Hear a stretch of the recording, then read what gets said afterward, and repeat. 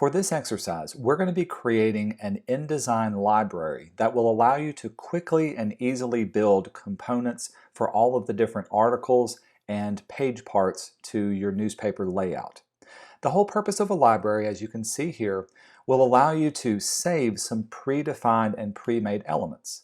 So let's say I wanted a headline in the banner style. Rather than having to make one from scratch, very quickly I can pull it out of my library and have one ready to go that I can place any text in.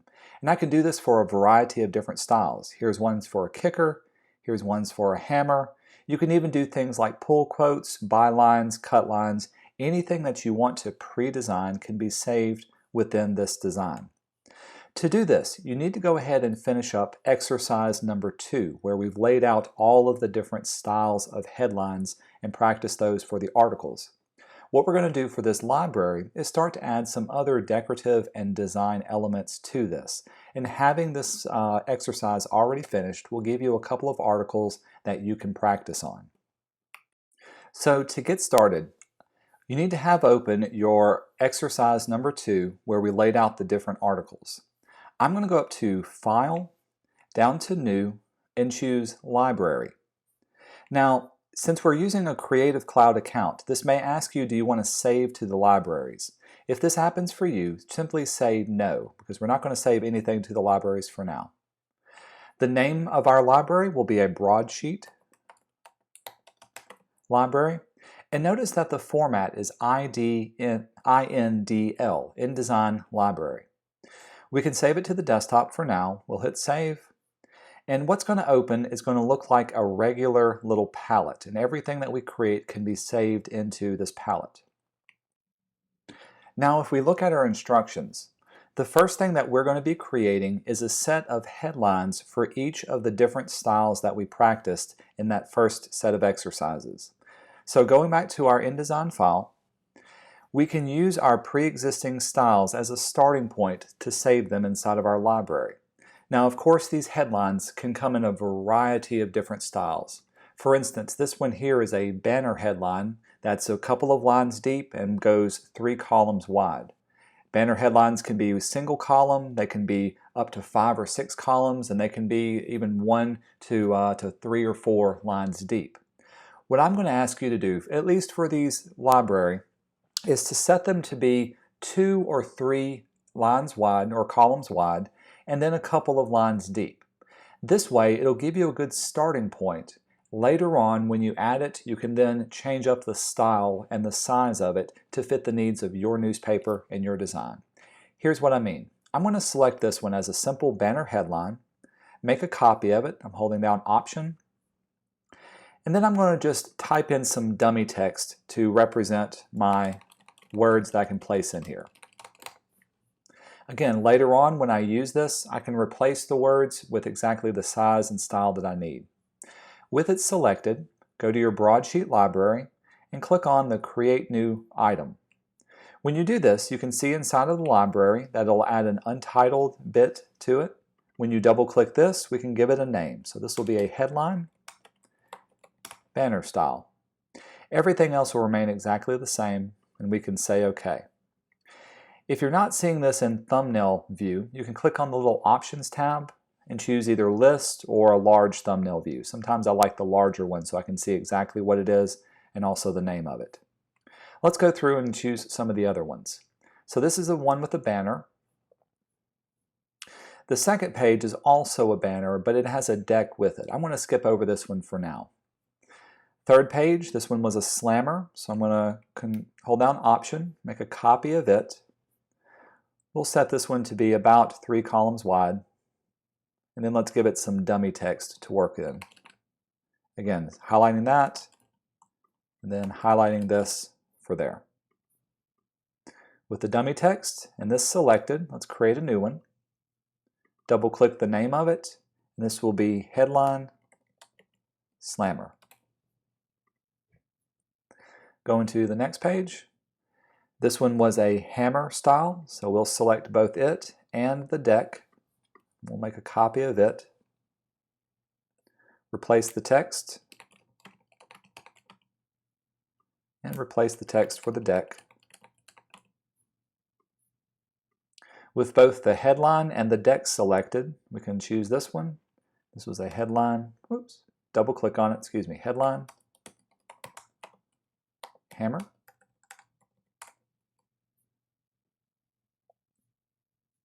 The next one would be a raw wrap style. Select both of those and make a copy of it.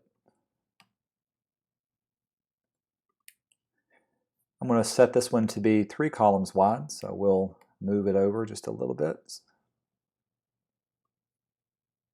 The other thing about setting these up quickly is that it also turns on and keeps the formatting for your text boxes. Since these had text wrap turned on already, I won't have to apply that for future text boxes. Same way for this. With both of those selected, we'll make a new one.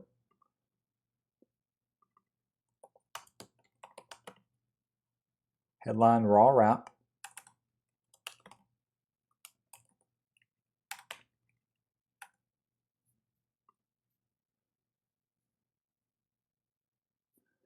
This one was a tripod. Make a copy of it.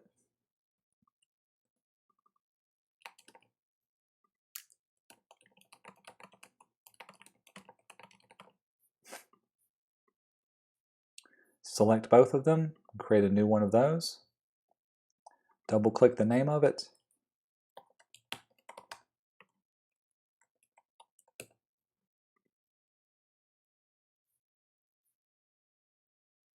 And this one is a kicker style. That's selected. Let's bring it over and set it to be 3 columns wide.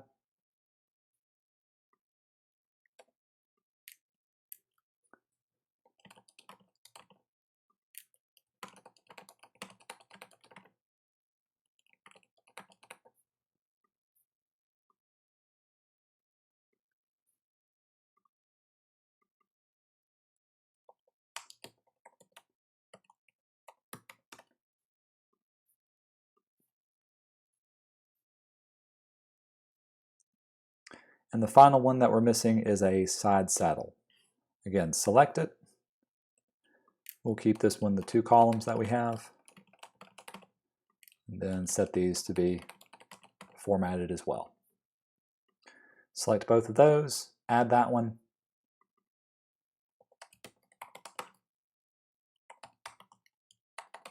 Side saddle. Now that we've got all of these created for our headlines, we don't have to save anything within this library, but we do need to keep it open to add some more things. I'm going to go back to thumbnail view. You can see we've got the 7 of them already created. The next thing we want to create are a variety of different deck styles. In the first exercise, we normally set our deck style to be about the same. In my case, I had everything nice and italic. But just like there's different styles of headlines, you can have a variety of different styles of deck lines.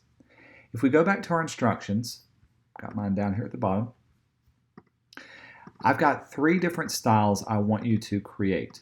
One will be an italics style, as you can see right here where all the words are italicized. The other is a bold lead-in. In this case, it's kind of like a mini headline. It's got the first couple of words to be bold and the next couple of words to be unbolded, could be italics or not. It's going to lead in with that bold sentence and then give more information below. The final style is a bullet point leader. In this case, it's leading off the deck with a solid, large shape or bullet point, and then it goes into the information for this one. Here's how to design out each one of those. Jump back into InDesign. I'm going to use this one as my dummy text. For now, I've already got this one designed out as a regular italics style deck or cut line, so I'm going to just type in some dummy text for this one.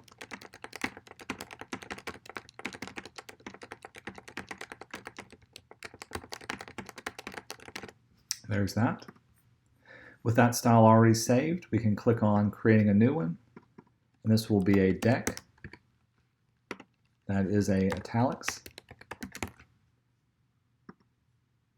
The second style, having a bold face lead-in, I'm going to highlight my text, and let's choose a different font to work in. I'm going to use Myriad since it's a sans serif style. The first line of this needs to be solid bold. So I'm going to select those first couple of words, set it to be bold, maybe even end it with an italics or an exclamation point, or excuse me, a colon. And then the rest of these, those are going to be just regular words right there. That's all I have to do for this style. With it selected, let's add that to there. So this is another deck. Double click it. And this is a bold lead-in. And the final style is a bold or a bullet point lead-in. Now to add a bullet point, here's how to do that in InDesign. If you go up to Type and select Glyphs, Glyphs will indicate all of the different characters within whatever font you have selected. And it's even got some common or recently used at the top. What I like to choose at the very bottom is the font Zap Dingbats. With Zap Dingbats, you get a variety of different things, and I like these shapes right here. You've got squares, different sizes of triangles, styles of triangles. You've even got a large circle and a diamond. If you double click on a glyph, you can see it's added right there, and also automatically changes up the font that's necessary to place that in there. Add a little space after it, and you're good to go. Again, the font that I chose was Zap Dingbats, and I was able to find that in the Glyphs panel. Now that that's created, all I've got to do is have this selected, create a new one, and this will be a deck with a bullet lead-in. We'll say OK to that. Now I've got a variety of decks that I can pull from that are automatically and pre-made and done. The final thing we're going to design and add to our broadsheet library today is a set of bylines. If you go back to our instructions, I'm going to ask you to design at least 4 different and distinct styles of byline. A byline simply tells you who the article is by, who wrote the article. If you look at the examples that I give you, I'm giving you 6 different styles. You can see some of the information that's been added to it and how I formatted it. Naturally, a byline needs to say who is the author of the article that you're reading. So it's got to say by, or at least the name of the author. Additionally, it can say who they're writing for or who they work with, in this case, the Daily Post. In some instances, it doesn't even have the word by, but it does have perhaps their contact information, email address, Twitter account, something like that. It could have their title or what position that they hold. In this case, they're the sports commentator. Some of them have their picture, and some of them can be done in either just a serif style or a sans serif style, or some combination of both. Some can be very modern, and some can be a lot more traditional. Looking at these and using these as your example, feel free to copy them and add your own information. Now for these examples, I'm also letting you make up whoever you want your author to be and whatever position or newspaper that they're working from. So feel free to use dummy text or to make up your own. You can even use Homer Simpson if you want to for this one. So let's jump back in and I'll show you how I think about and design a couple of different styles. I'm going to move this information out of the way and give myself a good starting point to work in. Most of your bylines are never going to be longer than 1 column wide, so whatever I design needs to fit within this column. Additionally, we don't want to make them super duper big. Just keeping them a couple of lines deep is all that's necessary. So in my case, I'm going to grab my type tool and give myself a simple text box and then start off by typing out the name or a dummy name to work with. We'll do Homer Simpson. Underneath it, maybe I'll give him a post, like he's working for the Daily. Oops. With that selected, let's go up to our formatting and notice a couple of things. First off, I can set the style of and size of the type that I'm working with. If I want Homer Simpson to stand out, we can make him to be bold, maybe a little bit larger, and I can set the Daily Post to be something like italicized and set off right there. That's simple enough to work with in here. The last thing I would do is to select my type and then turn on text wrap so that whenever I place it inside of my article, I get an idea of what it looks like. The other thing notice that I'm doing is leaving a little bit of a space, at least one line between the byline and the start of my article. If I zoom out, you can see this will give me an idea of what it looks like within my design, and I kind of like that. Some other things perhaps I could do, rather than it being indented on this first line, we're going to set my indentation back to 0. You could center it up, and now it starts off nice and centered inside of that design. I really like that, so I'm going to save this one up as one of my bylines. Add it to here, double click, I'll call that byline 1. From here, let's take what we've already done and add some more design to it. Maybe for this next one, instead of it being a sans serif, or excuse me, a serif, let's do a sans serif. I'm going to do Myriad Pro. Homer can stay in bold. Maybe we'll add his Twitter handle, at the Daily Homer, right there. We'll set that one to be maybe italicized and a little bit smaller than the other one. Additionally, if you want to underline some text, you can highlight your text. Up at the very top center is where we can add an underline score to whatever text that you have highlighted. Maybe for this one, instead of it being centered, we'll bring it off to either the left or the right-hand side and keep that one. That's a good simple one that we can work with and add to there. So with it selected, we'll add this as byline 2. I'll do one more just for good measure. If we want to add somebody's photograph to here, we need to have a photo already saved and downloaded, or at least have a picture box ready to go. I'm going to add a blank picture frame by clicking and dragging. Maybe I'll set this picture frame to be just a solid black, or even a tint of black. And this will not indicate to me that it's a blank frame that needs to be filled in with somebody's picture. As with the other ones, we can turn on text wrap. And so if I place it here, it'll scooch everything out of the way. If I need to add a little bit more space after that, perhaps I'll select this and open up my text wrap options. Under text wrap, this is where we can increase spacing around the text box that we have. So in my case, I'm going to scooch it over on this side or all the way around. That looks good. And now I can select all of these items and save that as a byline as well. Double click it. Now I've created 3 different bylines for these examples. In the instructions, I am looking for 4, and again, you can use any one of these as the starting point, or feel free to design your own. Once you're finished with this, we go back to our design. The library is always going to automatically save. So whenever I close it out, I haven't lost it. Mine was saved on my desktop. This IDML file is what you'll upload to Moodle once you finish designing everything out. Hold on to it because we'll be adding more onto it and you'll be using it later for your project.